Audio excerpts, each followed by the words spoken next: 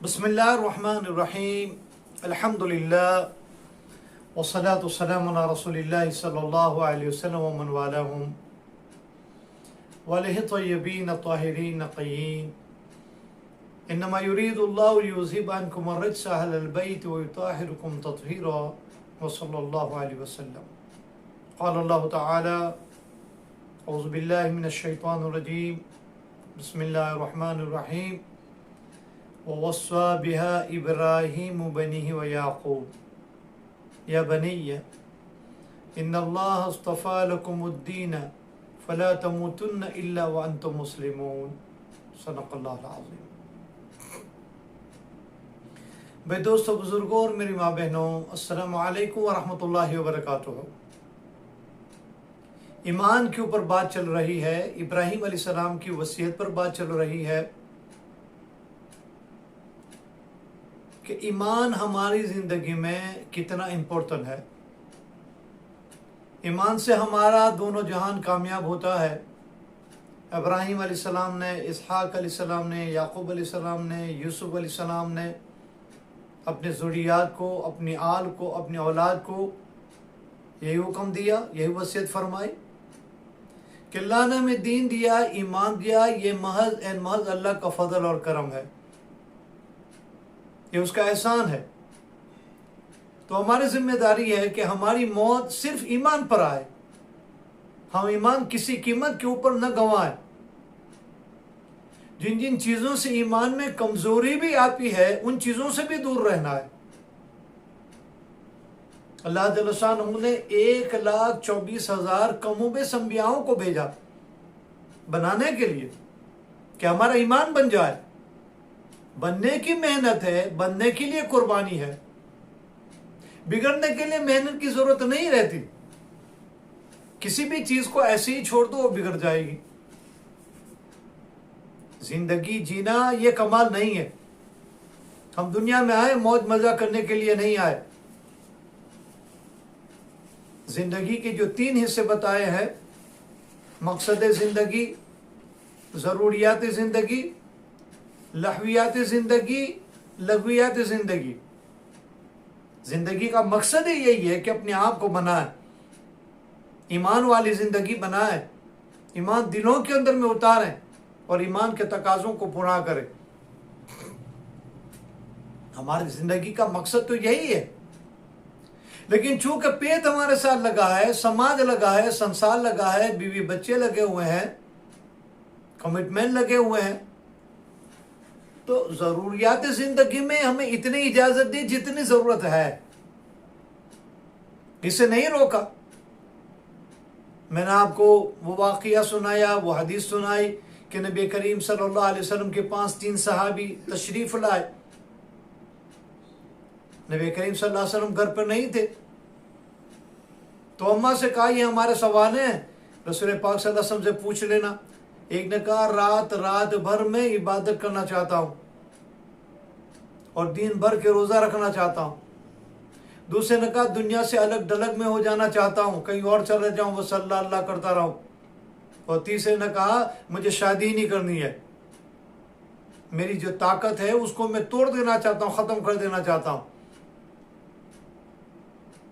नबी करीम सल्लल्लाहु अलैहि वसल्लम जब तशरीफ लाए तो अम्मा ने सुना कि या रसूल अल्लाह 3 सहाबा आए थे और आप थे नहीं, ये सवाल छोड़ कर गए। नबी करीम सल्लल्लाहु अलैहि वसल्लम गुस्से हो गए, नाराज हो गए। क्या फरमाया? मैं अल्लाह का रसूल हूं, मैं अल्लाह का नबी हूं, मैं अल्लाह का महबूब, मैं अल्लाह का प्यारा हूं। मैं रात में इबादत भी करता हूं, अपना वक्त अपनी बीवियों को भी देता हूं और इबादत भी करता हूं। 3 हिस्से किए थे नबी करीम सल्लल्लाहु अलैहि वसल्लम ने अपनी रात के। एक हिस्सा अम्मा के लिए, अज़वाज मुतहरात के लिए, एक हिस्सा अपने आराम के लिए और एक हिस्सा सिर्फ अल्लाह के लिए, अल्लाह की इबादत के लिए। या अय्युहल मुज़्ज़म्मिल क़ुमिल लैल इल्ला क़लीला निस्फ़हु अव इनक़ुस मिन्हु क़लीला औ ज़िद अलैहि वरत्तिलिल क़ुरआन तरतीला। अल्लाह के नबी करीम सल्लल्लाहु अलैहि वसल्लम ने अपने औकात की तरतीब बनाई। तो आप इबादत भी फरमाते थे, अहलो याल के साथ भी वक्त गुजारते थे और इबादत भी करते थे। तीनों का हक अदा हो गया, जिस्म का हक अदा हो गया, बीवी बच्चों का हक अदा हो गया और अल्लाह की इबादत का भी हक अदा हो गया। इस्लाम ने बैलेंस किया है, रूह का, बदन का, मादे का, माद का, दीन का, दुनिया का।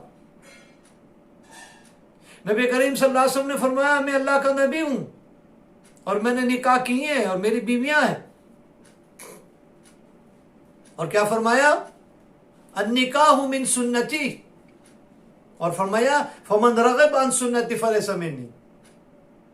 उन तीनों सहाबों के सवाल के जवाब दे दिया कि मैं अल्लाह का रसूल हूं, एक दिन रोजा रखो, एक दिन इफ्तार करो, जो सौम दाऊदी है। अब फरमा मैं रोजा भी रखता हूं, मैं इफ्तार भी करता हूं। ऐसा नहीं कि मुसलसल रोजे ही रखते रहे कि भाई रोजाना रोजा, रोजाना रोजा, रोजाना रोजा। नहीं, आप रोजा भी रखते थे, इफ्तार भी करते थे, रात में आराम भी फरमाते थे, इबादत भी करते थे, अम्मा के साथ, अहलो अयाल के साथ वक्त भी गुजारते थे।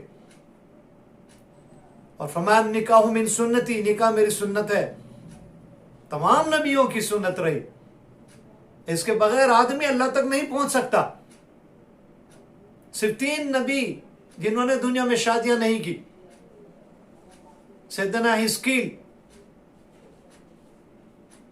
सैयदना ईसा अलैहिस्सलातु वस्सलाम, ईसा अलैहिस्सलातु वस्सलाम उन्होंने शादी नहीं की।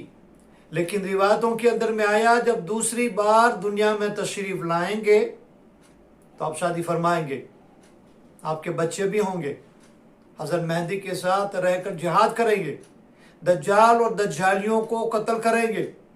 नबी करीम सल्लल्लाहु अलैहि वसल्लम के रोज़ा मुबारक के पास, कब्र अतर के पास एक जगह आज भी खाली है। जब आप सलातो सलाम के लिए तशरीफ ले जाएं रोज़े मुबारक के ऊपर, तो पहला जो पोर्शन है वो खाली है, वो रिजर्व है हजरत ईसा अलैहिस्सलाम के लिए। तो वो शादी करेंगे, बच्चे भी होंगे, दुनियावी जिंदगी भी गुजारेंगे, जिहाद भी करेंगे, दज्जाल और दज्जालियों को खत्म भी करेंगे, पूरी दुनिया में अमन अमान को कायम फरमाएंगे। इमाम बुखारी रहमतुल्लाह अलैह ने रिवायत बयान फरमाई है कि जब ईसा अलैहिस्सलाम आएंगे तो क्या काम करेंगे। 5 बड़े बड़े काम बताए हैं बुखारी में, सही हदीस से, सही सनद से, सही सनाद से। युक़िफ़ुल हर्ब, ईसा अलैहिस्सलाम आएंगे, जितनी भी लड़ाइयां आज हो रही और जमाने में होगी, नेशनल, इंटरनेशनल, जितनी फैमिली लड़ाइयां होगी, घरों की लड़ाइयां होगी, डोमेस्टिक लड़ाइयां होगी, सिविल वॉर होंगे, तमाम के तमाम खत्म हो जाएंगे महज उनके आने से, उनके वजूद से। युक़िफ़ुल हर्ब, लड़ाइयां खत्म हो जाएगी। हम और आप खत्म नहीं कर सकते, न यूनाइटेड नेशन खत्म कर सकता है, न ट्रम्प, न पुतिन, न यूरोपियन यूनियन। ये तो और बढ़ावा देते हैं कि उनके हथियार बिके, उनकी मंडियां चले, उनकी कंपनियां चले, उनकी मिलें चले, उनके लोगों को काम मिले, उनका रोजगार मिले। हथियार तो ये सप्लाई करते हैं। ये लोग ये हथियार सप्लाई नहीं करेंगे, जंगें कहां होगी, लड़ाइयां कहां होगी? नहीं होगी। ये नहीं चाहते। जब हज़रत ईसा आएंगे तो पहला काम ईसा अलैहिस्सलाम का होगा युक़िफ़ुल हर्ब, लड़ाइयां बंद हो जाएगी, बंद कर दी जाएगी। दूसरे नंबर के ऊपर ये जो क्रॉस है इसको तोड़ देंगे, यानी क्रिश्चियनिटी खत्म हो जाएगी। क्यों? कि क्रिश्चियन लोग खुद उनके इंतजार में है।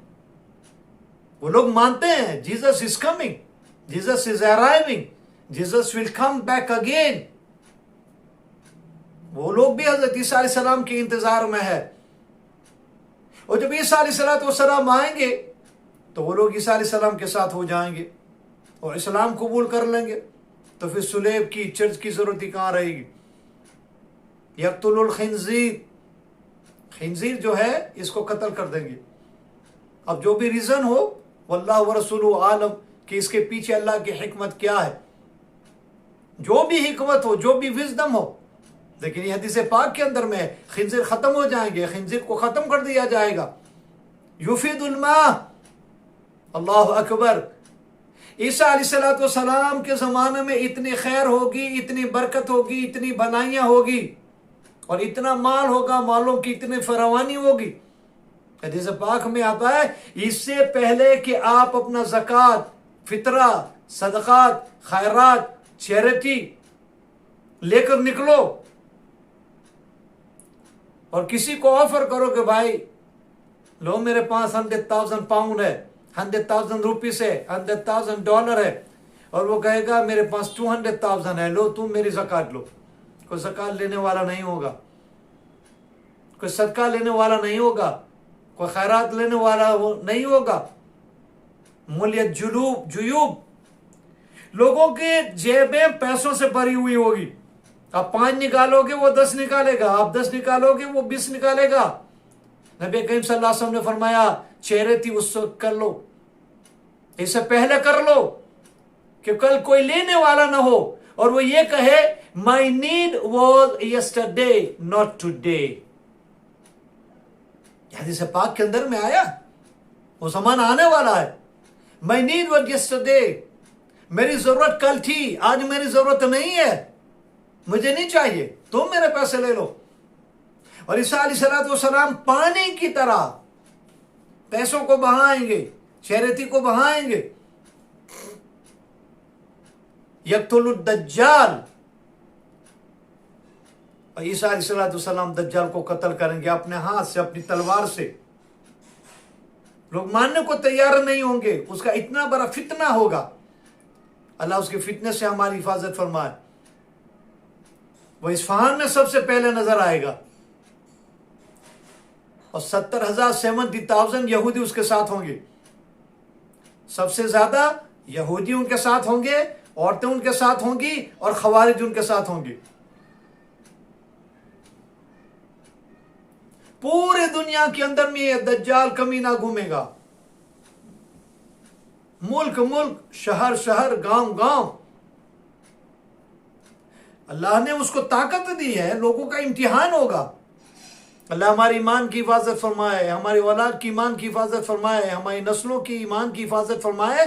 ये बहुत बड़ा फितना है। तमाम नबियों ने, रसूल ने अपनी उम्मत को दज्जाल और दज्जाल के फितने से डराया है। अब आयशा रज़ियल्लाहु तआला अन्हा फरमाती हैं कि नबी करीम सल्लल्लाहु अलैहि वसल्लम ने एक दिन जब दज्जाल के बारे में कहा, वो कौन है, वो क्या है, वो कैसा है, उसका फितना कैसा होगा, सहाबा पर एक सख्ता तारी हो गया, रोने लगे। अम्मा फरमाती मैं खुद रोने लगी, मैं फिक्र में बैठ गई कि क्या होगा या अल्लाह, इतना बड़ा फितना।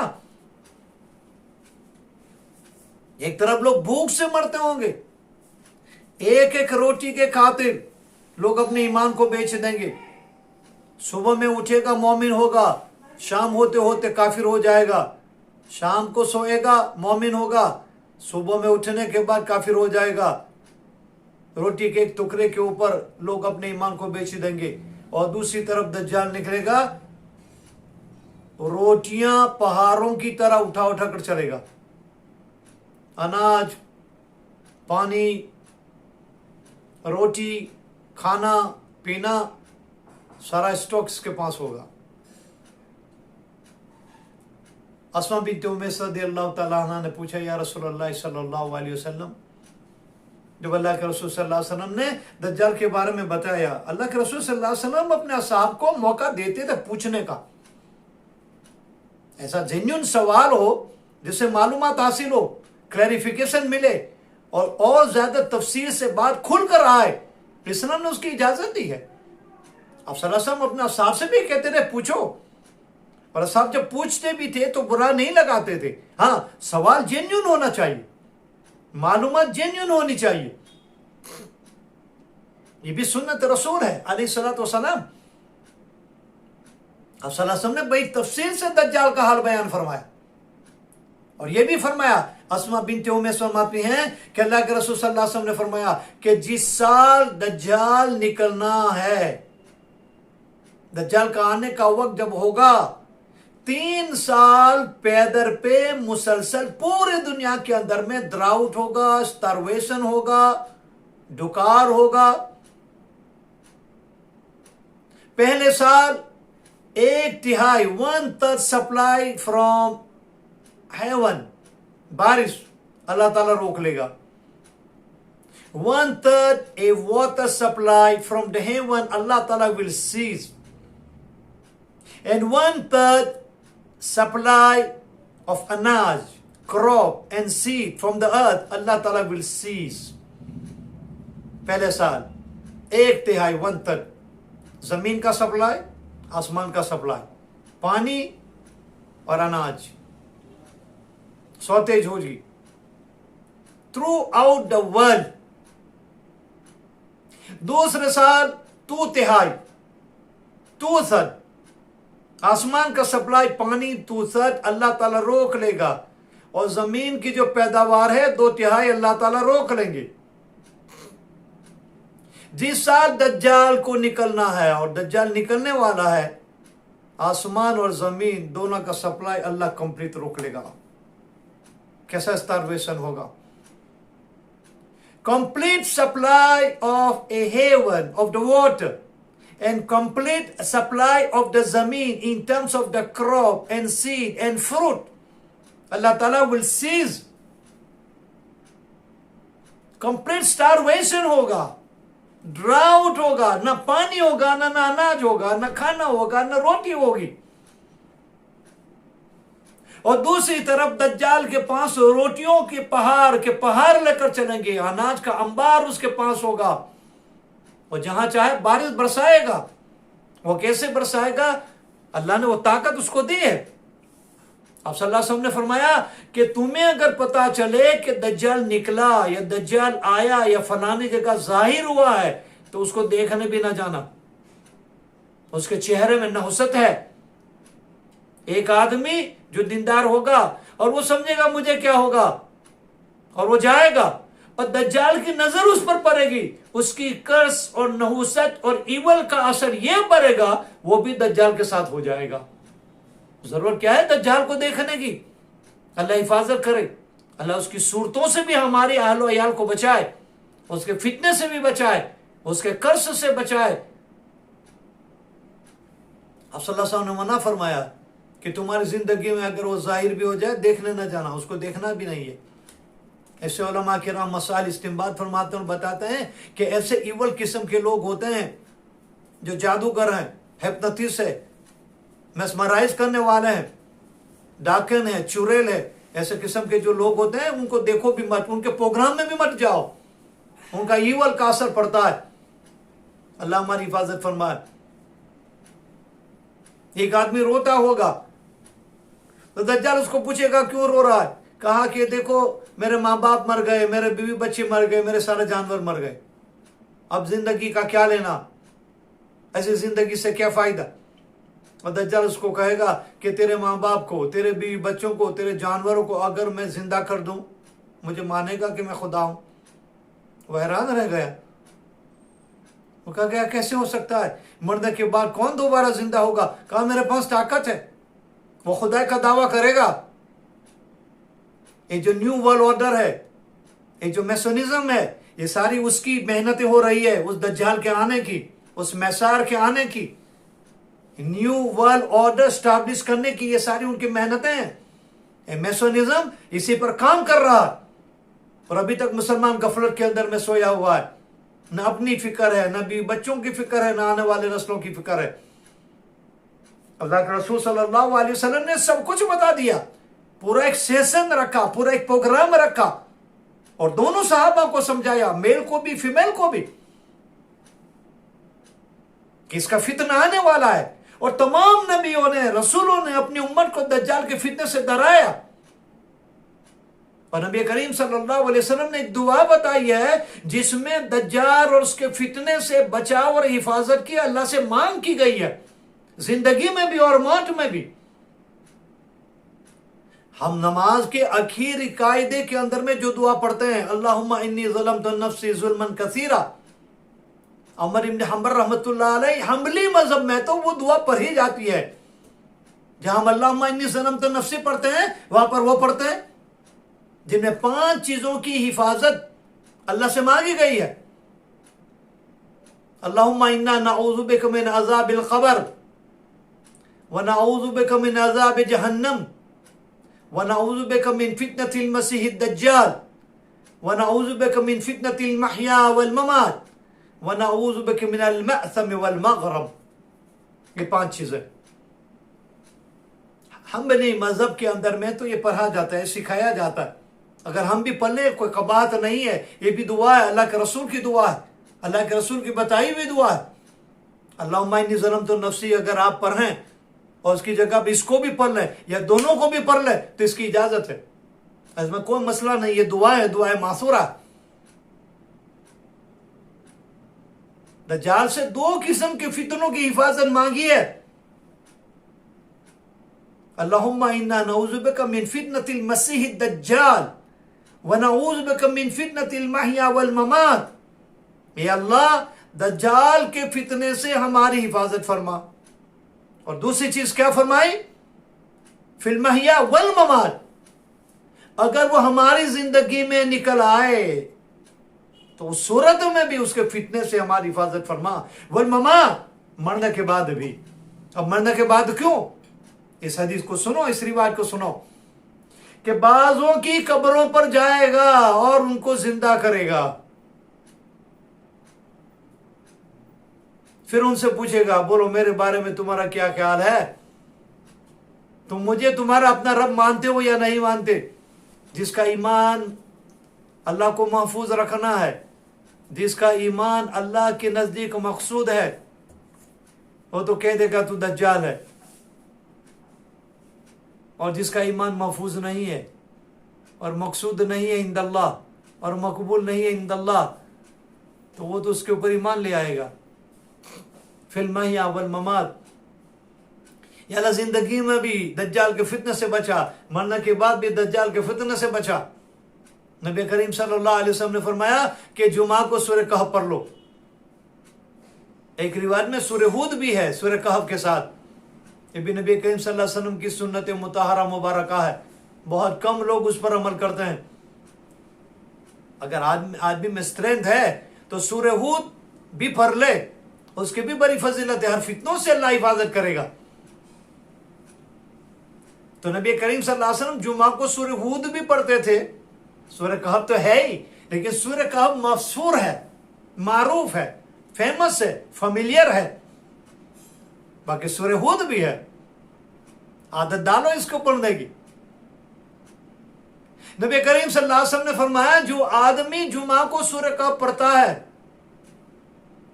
अल्लाह का वादा है कि अल्लाह ताला दज्जाल के फितने से उसकी हिफाजत फरमाएगा। अगर जिंदगी में जाहिर हो गया तो जिंदगी में, और मरने के बाद भी अगर वो जाहिर हो जाए तो उसके ऊपर उसका फितने का असर नहीं होगा। और इतने आसानी फरमाई नबी करीम सल्लल्लाहु अलैहि वसल्लम ने कि कोई आदमी अगर पूरी सूरह कहफ ना पढ़ सके तो कम से कम पहला और आखिर रुकू तो पढ़ ले।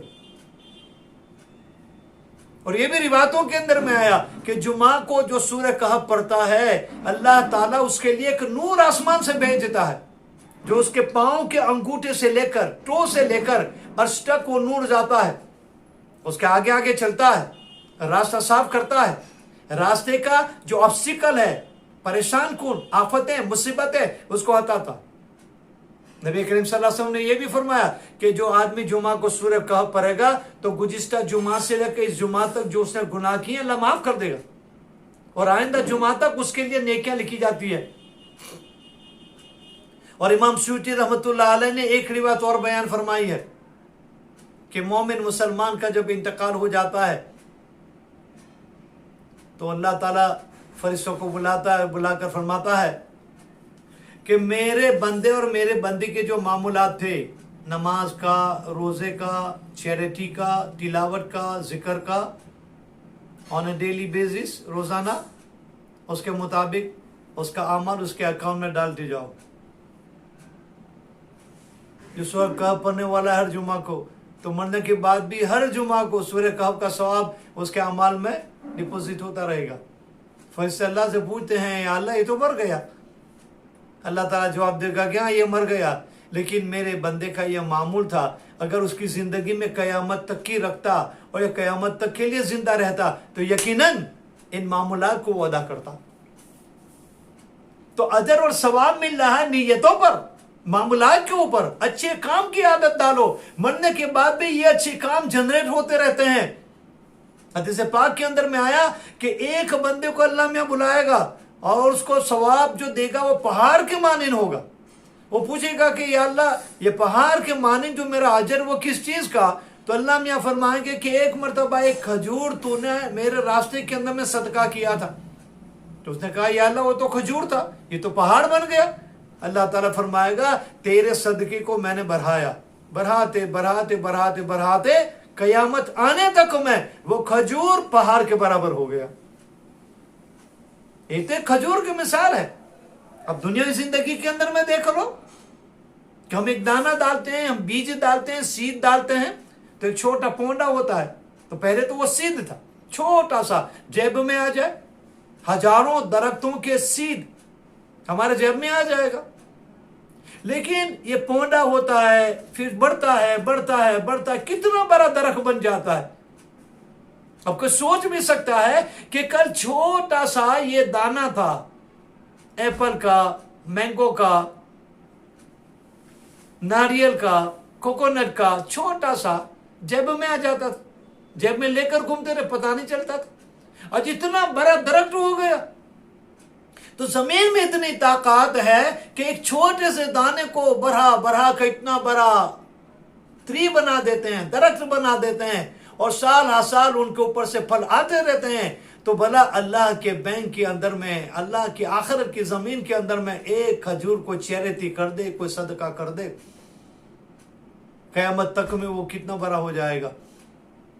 अल्लाह के नबी करीम सल्लल्लाहु अलैहि वसल्लम ने फरमाया कि आदमी जुमा को सुबह कह पढ़ लेता है तो अल्लाह ताला फितनों से बचा लेता है। छोटे छोटे फितनों से भी बचाव हो जाता है, दज्जाल की फितनों से भी बचाव हो जाता है। जिंदगी में भी ये फितना करेगा। बाज लोग जो मरे हुए हैं उनकी कब्र के ऊपर जाकर उनको जिंदा करेगा, उनके बारे में पूछेगा। जैसे रिवायतों के अंदर में आया कि जब वो निकलेगा तो एक आदमी रोता हुआ होगा, तो पूछेगा तू क्यों रो रहा है? तो वो कहेगा कि मेरे तो सब कुछ मर गए, मेरे माँ बाप मर गए, मेरे बीवी बच्चे मर गए, मेरा अहलो अयाल खत्म हो गया, मेरे सारे जानवर मर गए, अब जिंदगी जीने का क्या फायदा? दज्जाल कहेगा अगर मैं इन सबको जिंदा कर दूं तो तेरी बीवी तुझे मिल जाए, तेरे माँ बाप तुझे मिल जाए, तेरे बच्चे तुझे मिल जाए, तेरे सारे जानवर तुझे मिल जाए, तो मुझे खुदा मानेगा? अल्लाह हमारी हिफाजत फरमाए। वो कहेगा हाँ, बस अब जो उसकी ताकत होगी जो अल्लाह ने दी है, ये भी अल्लाह की तरफ से एक आजमाइश है, वो सबको जिंदा करेगा। उसकी माँ भी जिंदा होगी, उसका बाप भी जिंदा होगा, इसके बीवी बच्चे भी जिंदा होंगे, और जितने इसके जानवर मरे हैं, चाहे ऊंट है, चाहे बकरे हैं, चाहे भेड़ें हैं, गायें हैं, जो भी कुछ है सब जिंदा हो जाएगा, और ये उसके साथ हो जाएगा, उस पर ईमान ले आएगा। बारिश नहीं होगी वहां पर बारिश बरसाएगा, अनाज का ढेर लेकर चलेगा, रोटियों का ढेर लेकर चलेगा, बीमार होगा बीमारों को अच्छा करेगा। ये कोई मामूली फितना थोड़ी है। आयशा फरमाती है मैं रोने लगी, बेचैन परेशान होने लगी, और बेचैनी और परेशानी के मारे रोते रोते मैंने अल्लाह के रसूल से कहा या रसूलल्लाह क्या होगा, हम कैसे बच पाएंगे ऐसे फितनों से? सहाबा रोने लगे। अल्लाह के नबी ने फरमाया ए आयशा, दज्जाल मेरे जमाने में नहीं निकलेगा, और अगर दज्जाल निकल भी जाए तो क्यों फिक्र करती है, मैं काफी हूं इस फितने को दूर करने के लिए।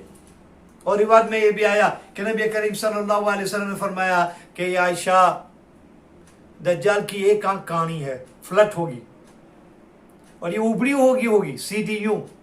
ये अंगूर का दाना आता है ना, ग्रेप्स, वो ग्रेप्स का दाना कैसा आता है, ऐसा ग्रेप्स के दाने की तरह उसकी एक तरफ की आंख यूं उभरी हुई होगी।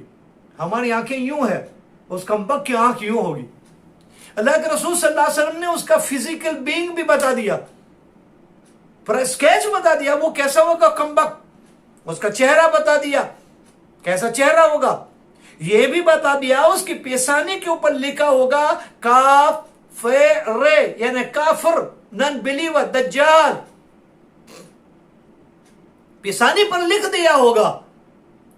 तो उसकी बॉडी भी बता दी, चेहरा भी बता दिया, उसकी आंख भी बता दी, उसके पेशानी के ऊपर लिखा हुआ भी बता दिया। अस्मा बिन्त उमैस फरमाते हैं, या रसूल अल्लाह, जो लोग अरबी नहीं जानते वो कैसे पढ़ेंगे? सुभान अल्लाह। असहाब रिदवानुल्लाह ताला अल मजमईन ने, चाहे मेल या फीमेल, ऐसे ऐसे सवालात पूछ लिए, आने वाली उम्मत के लिए तमाम मसले हल कर दिए, कोई कॉन्फ्यूजन नहीं रहा। फौरन पूछा, या रसूल अल्लाह, ये तो अरबी का लफ्ज है, काफिर, कुफर या काफिर या नॉन बिलीवर, ये तो अरबी में, जो अरबी नहीं जानते उनका क्या हाल होगा? वो कैसे पढ़ेंगे जो अजमी लोग हैं? सुभान अल्लाह। अल्लाह के रसूल सल्लल्लाहु अलैहि वसल्लम ने फरमाया कि लिटरली लैंग्वेज जानने का मसला नहीं है, ईमान के नूर से, ईमान का जो नूर है हमारे दिल के अंदर में, उस नूर से फौरन उसके दिल के अंदर में ये स्कैन हो जाएगा कि ये काफिर है, ये दज्जाल है। अब एक अजमी है, इंग्लिश जानता है, फ्रेंच जानता है, जर्मनी जानता है, नॉर्वेजियन जानता है, अफ्रीकन है, नाइजीरियन की जबान जानता है, जुलू जानता है, सिसुतु जानता है, इंडिया का आदमी है, उर्दू गुजराती जानता है, बंगाल का है, बंगाली जानता है, मलेशिया इंडोनेशिया का है, वहां की जबान जानता है, लेकिन खुदा पाक की कसम उसके दिल में ईमान है, वो मोमिन है, ईमान वाला नूर है, ईमान वाली फिरासत है, अल्लाह अल्लाह के रसूल के हकाम है, नबी की सुन्नत उसकी जिंदगी में जिंदा है, वो ईमान का नूर उसको पढ़ लेगा। आज कंप्यूटर के अंदर में देखो, आप कंप्यूटर खोलोगे तो उसकी अपनी एक जबान होती है, तो बराबर डायरेक्शन आपको देता है। आपका जीपीएस दे दो, आपका जीपीएस बोलता है, बस आप प्रोग्राम सेट करो, वो पूछेगा इन विच लैंग्वेज, और वो पढ़ा भी नहीं है, लिखा भी नहीं है, उसमें जान भी नहीं है।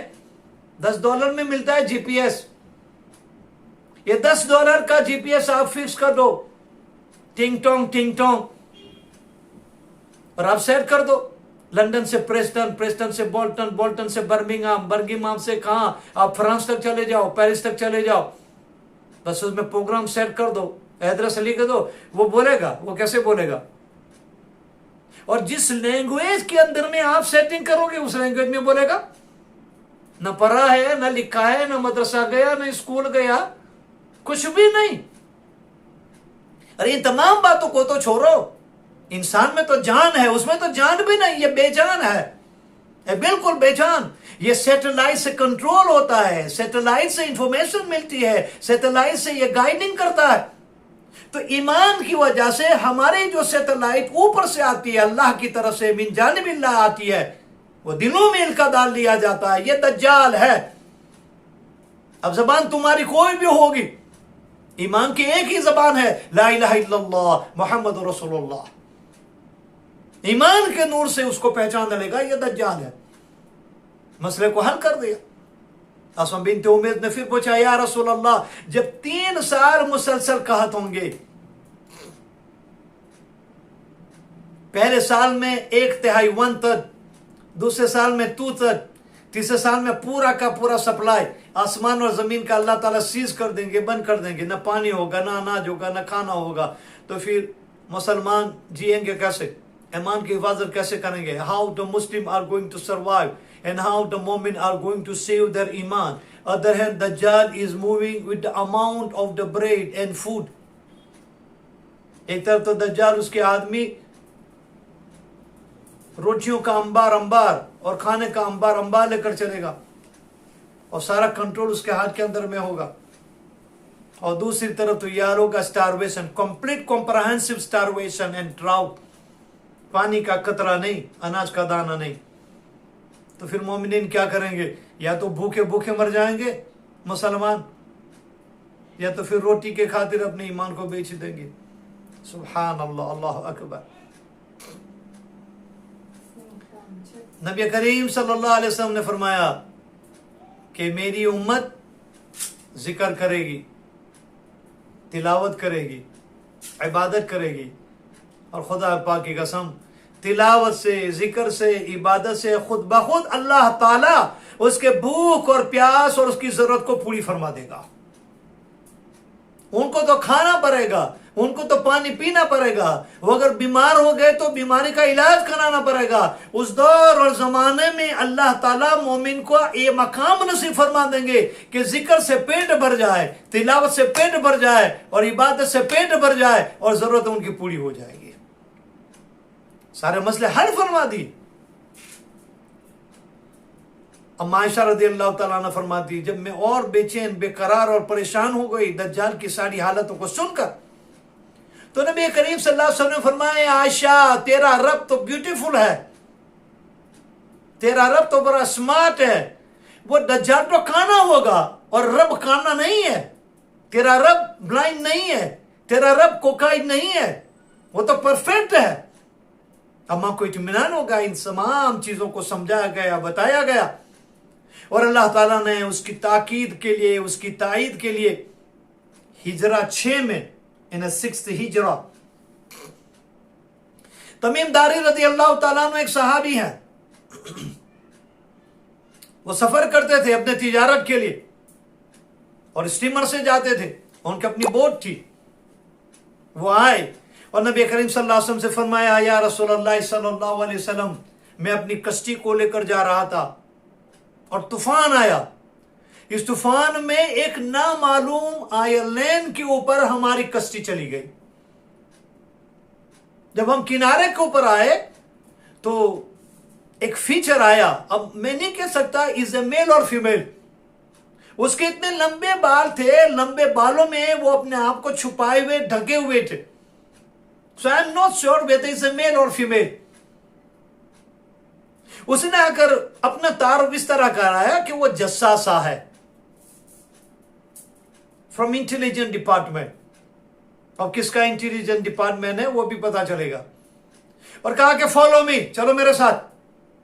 तो इमदारी कहते हैं ठीक है, मैं उसके साथ हो गया। वो मुझे लाया या लाई, मेल फीमेल वल्लाह व रसूलुहु आलम। एक बहुत बड़ा एक चर्च है, देर है, और देव हैकल एक आदमी है, उसकी हाइट ह्यूज, इसकी बॉडी ह्यूज। ऐसा इंसान मैंने या रसूल अपनी जिंदगी में नहीं देखा। उसके हाथों के अंदर में चेन है, उसके गले के अंदर में चेन है और उसको बांधा हुआ है।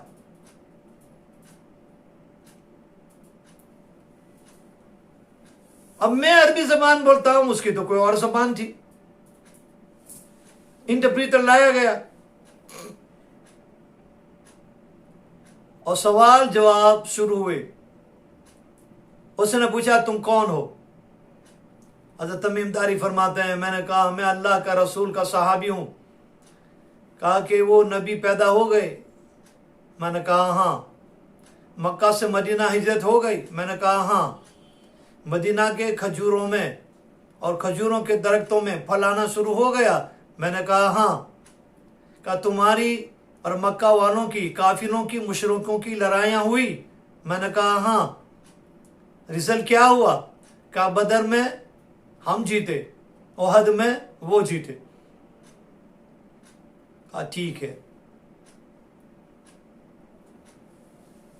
फिर उसके बाद या रसूलल्लाह उसने मुझसे पूछा कि तेरे बारे में तूने सब कुछ बता दिया, तेरे नबी के बारे में बता दिया, मेरे बारे में तो तू कुछ पूछता ही नहीं है। तो तमीम दारी रज़ियल्लाहु ताला अन्हु फरमाते हैं, मैंने पूछा कि तू कौन है? तो फिर उसने कहा वो दज्जाल है। या रसूलल्लाह, दज्जाल को मेरी लाइफ टाइम में मेरी नजरों से मैंने देखा और पूरा बयान किया, ऐसा ऐसा है कमबख्त। उसने खुद का इकरार किया वो दज्जाल है और उसने ये भी कहा अब मेरा वक्त करीब हो गया। नबी करीम सल्लल्लाहु अलैहि वसल्लम ने हज़रत बिलाल से कहा मदीना वालों को बुलाओ, अल-जामिया अल-जामिया अल-जामिया। जब भी कोई अहम बात अल्लाह के रसूल सल्लल्लाहु अलैहि वसल्लम और अहम एड्रेस नबी करीम सल्लल्लाहु अलैहि वसल्लम सहाबा को करने वाले होते तो हज़रत बिलाल को हुक्म फरमा देते, ऐलान कर दे अल-जामिया, रश टू मस्जिद, कम टू मस्जिद। सब मस्जिद में आ जाते। मस्जिद खिंचो खिंच हो गई, भर गई। नबी करीम सल्लल्लाहु अलैहि वसल्लम ने हज़रत तमीम दारी से फरमाया ए तमीम, जो कुछ तूने मुझे कहा, जो कुछ तूने देखा और जो कुछ तेरे साथ हुआ, मिन व अन, फ्रॉम बिगिनिंग टू एंड, इन लोगों के सामने बयान करो। सब कुछ कहा उसने। अल्लाह के रसूल सल्लल्लाहु अलैहि वसल्लम ने फरमाया, मैं इसकी तस्दीक करता हूं और ताकीद करता हूं, मैं कहता हूं कि हां, इसने दज्जाल को देखा, जिसके फितने से तमाम नबी और रसूल ने लोगों को डराया है। उस दज्जाल को ये देख कर आया। इस हदीस पाक से ये जाहिर होता है, जो बाज लोग ये मानते हैं कि दज्जाल नाम की कोई चीज नहीं, दज्जाल नाम का कोई पर्सन नहीं, दज्जाल इज ए टेक्नोलॉजी, दज्जाल नाम की कोई चीज नहीं है। इस हदीस पाक से साबित है दज्जाल is a person, is a individual, is already born and he is in a chain, कि दज्जाल इंसान है और यहूदी नस्ल से है और वो जिंदा है, वो एग्जिस्ट है, वो मौजूद है, उसको उस डेर के अंदर में कैद किया हुआ है और उसका आने का वक्त करीब है। और नबी करीम सल्लल्लाहु अलैहि वसल्लम ने फरमाया, जब साहबा ने पूछा, या रसूल अल्लाह सल्लल्लाहु अलैहि वसल्लम, अब दज्जाल का वक्त कितना करीब हो चुका है, how far, how close, how long? आप सल्लल्लाहु अलैहि वसल्लम ने दो उंगलियां मुबारक को जमा फरमाई और दो उंगलियां जमा फरमाकर फरमाया कि देखो, इन दो उंगली के बीच में जो सुराख है, जो होल है, उसमें फासला कितना है? What is the duration? What is the distance between these two fingers? अब इतना वक्त बाकी है दज्जाल को निकलने में। अब किसका इंतजार है? उसका वक्त बिल्कुल करीब आ गया। जो जो निशानियां बताई गई वो आ गई। 40 दिन इस दुनिया में रहेगा। एक दिन 1 साल के बराबर होगा, दूसरा दिन 6 महीने के बराबर होगा, तीसरा दिन महीने के बराबर होगा, बाकी के सारे दिन नॉर्मल डेज की तरह होंगे। इस हिसाब से दज्जाल इस सरजमीन के ऊपर 1 साल 8 महीना और 7 दिन इस जमीन के ऊपर रहेगा और राज करेगा। अल्लाह उसके फितने से हमारी हिफाजत फरमाए। अल्लाह ताला हमारे आने वाले नस्लों की दज्जाल के फितनों से हिफाजत फरमाए। जितनी दीनदारी हमारे जिंदगियों में होगी, अल्लाह हमारे औलाद में वो दीनदारी पैदा करेगा और हमारे आने वाले नस्लों में दीनदारी होगी और अल्लाह ताला उनकी हिफाजत फरमाएगा। तो ईसा अलैहिस्सलाम जब आएंगे तो ये बड़े बड़े काम फरमाएंगे। लड़ाइयां बंद होगी, सूवर को कत्ल करेंगे, खिंजीर को कत्ल करेंगे, क्रॉस जो है उसको तोड़ देंगे, पानी की तरह पैसों को बहाएंगे, खैरात करेंगे, सदकात करेंगे और दज्जाल को कत्ल करेंगे। और आखिरी चीज ये होगी कि जितने भी नसारा हैं, क्रिश्चियन है, वो इस्लाम में दाखिल हो जाएंगे, ईसा अलैहिस्सलाम के साथ हो जाएंगे। यहूदियों में से मेजॉरिटी ईसा अलैहिस्सलाम के साथ हो जाएगी और मुसलमान तो है ही। तो आज पूरी दुनिया का जो माहौल है, उस माहौल के हिसाब से अब सिवाय हजरत मेहदी और ईसा अलैहिस्सलाम के इन मसाइलों का हल कोई नहीं कर सकता। इस रिवायत को अबू हुरैरा ने बयान फरमाया, इमाम बुखारी ने उसको अपनी बुखारी में बयान फरमाया और सही सनद के साथ फरमाया। और यह भी फरमाया, इंशीतुम फक़रऊ, अगर चाहो तो इस आयत करीमा को पढ़ो जो सूरह निसा की है, व इम मिन अहलिल किताब इल्ला लयुमिनन्न बिही क़ब्ल मौतिही व यौमल क़ियामति यकुनु अलैहिम शहीदा। ईसा अलैहिस्सलाम के बारे में अबू हुरैरा रज़ियल्लाहु तआला अन्हु ने इस आयत को एज ए दलील बुखारी शरीफ के अंदर में मेंशन किया है और यह आयत करीमा अल्लाह के रसूल ने पढ़ी और यह हदीस अल्लाह के रसूल की है।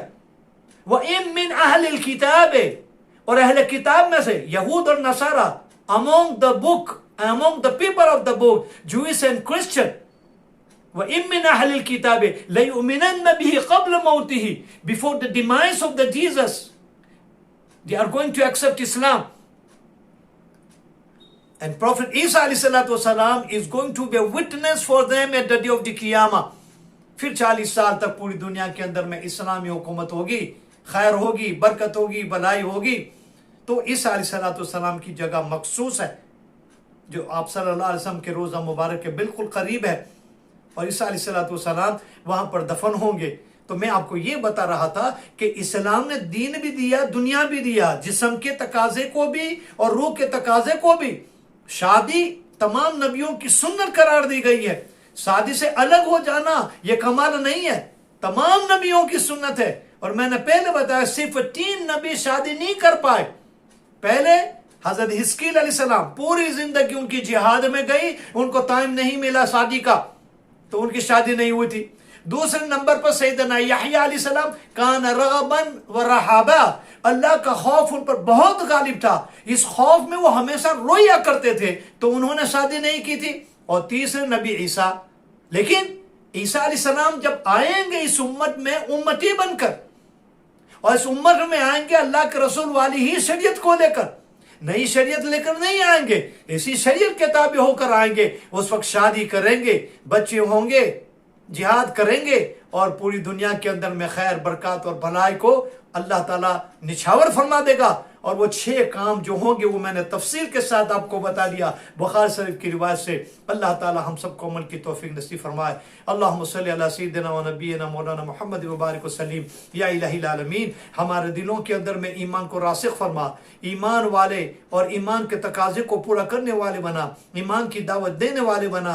या अल्लाह हमारी नस्लों में दीन को जारी और सारी फरमा, हमारी नस्लों में दीन के दाइयों को पैदा फरमा। या अल्लाह जब हजरत ईसा और मेहदी अलैहिस्सलाम आए तो हमारी औलादें उनके साथ हो, हमारी ज़ुर्रियत उनके साथ हो, हमारी नस्लें उनके साथ हो। या अल्लाह दज्जाल फितने दज्जाल से हमारी हिफाजत फरमा, और उस जैसे फितनों से हमारी हिफाजत फरमा। दुनिया में जहां जहां जिस किस्म के फितने हैं, तमाम छोटे बड़े फितनों से पूरी उम्मत की तो हिफाजत फरमा। या अल्लाह जो बीमार है उन्हें शिफा नसीब फरमा, जो परेशान है उनकी परेशानी दूर फरमा।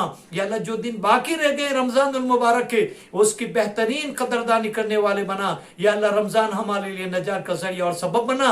या अल्लाह जिन जिन लोगों ने दुआओं के लिए कहा लिखा, जिनका हक है, जो तवक्कुल रखते हैं, उम्मीद रखते हैं, उनके ज़रूरी ज़ायद मकासिद को पूरे फरमा। या अल्लाह हमारी दुआओं को अपने फजल से, करम से, तेरे महबूब के सद के वसीले कबूल फरमा। सुब्हान रब्बिक रब्बिल इज्जति अम्मा यसिफून व सलामुन अलल मुरसलीन, अल्हम्दुलिल्लाहि रब्बिल आलमीन।